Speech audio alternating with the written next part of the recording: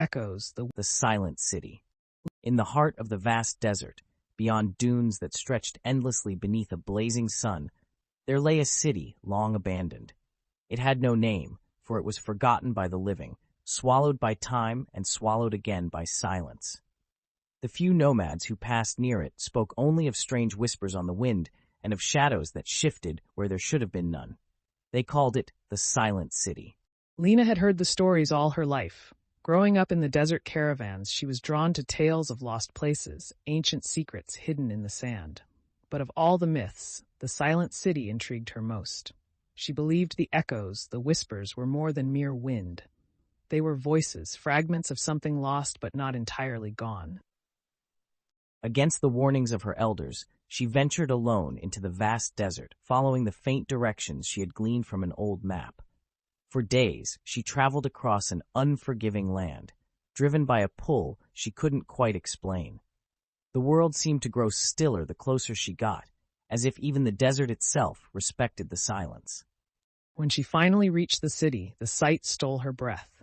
Pale, crumbling towers and forgotten streets stood in eerie stillness, half buried in the sands, with no sign of life for centuries. The sky above was an endless expanse of deep blue, and the wind had died completely. Lena stepped into the ancient streets, feeling the weight of the silence press in on her, thick and heavy. Every step seemed to echo, even though there was no sound. As she wandered deeper into the ruins, she began to hear them, soft, barely there at first, like the rustle of dried leaves. Echoes.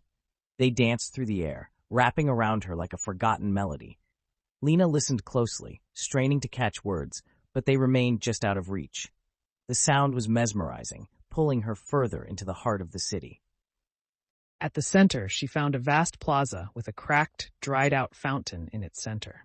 Here, the echoes grew louder, swirling like a phantom chorus. Lena knelt beside the fountain, tracing the ancient carvings with her fingers. The stone was warm to the touch, almost alive. The air shimmered around her, and the whispers began to form into something she could almost understand. They were waiting. She gasped, her pulse quickening. The words were faint but clear, like the voice of someone far away, yet intimately close. She tried to call out, but her voice was swallowed by the stillness. Panic rose in her chest as the whispers grew more insistent, more urgent. They were waiting for someone, waiting for you. Lena's heart raced. She looked around, feeling the presence of eyes on her, though the city remained empty.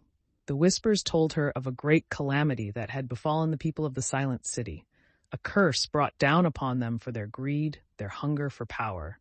The echoes were all that remained, trapped souls bound to the city, unable to move on. A sharp gust of wind whipped through the plaza, stirring the sands and sending a chill through Lena.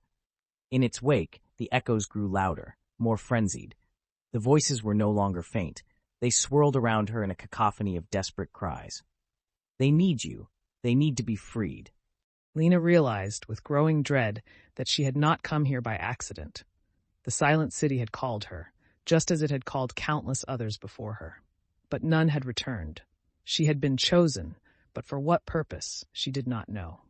The ground beneath her began to tremble, and the shadows of the city seemed to grow longer, stretching toward her. She stood frozen, unsure of what to do, as the whispers became deafening, filling her mind with 1,000 voices. In the swirling chaos of sound, she caught a single phrase, repeated over and over, "You must listen. You must hear." With a sudden clarity, Lena understood. The only way to free the trapped souls was to truly listen, to bear witness to their pain, their story. She closed her eyes, focusing on the echoes, letting them wash over her. The voices calmed, becoming a single, mournful melody. They told her of the Silent City's fall, of a great betrayal, of lives lost in an instant, and of souls bound to the ruins for eternity. As the last echo faded into the stillness, Lena opened her eyes. The city was quiet again, but the air felt lighter, less oppressive. She knew that the souls were gone, freed at last from their silent prison. But as she turned to leave, she realized that the silence was not gone. It lingered in her mind, a part of her now. She had listened, and in doing so, had become one with the echoes of the Silent City. And in the silence that followed her out of the desert, she knew she would never be truly alone again.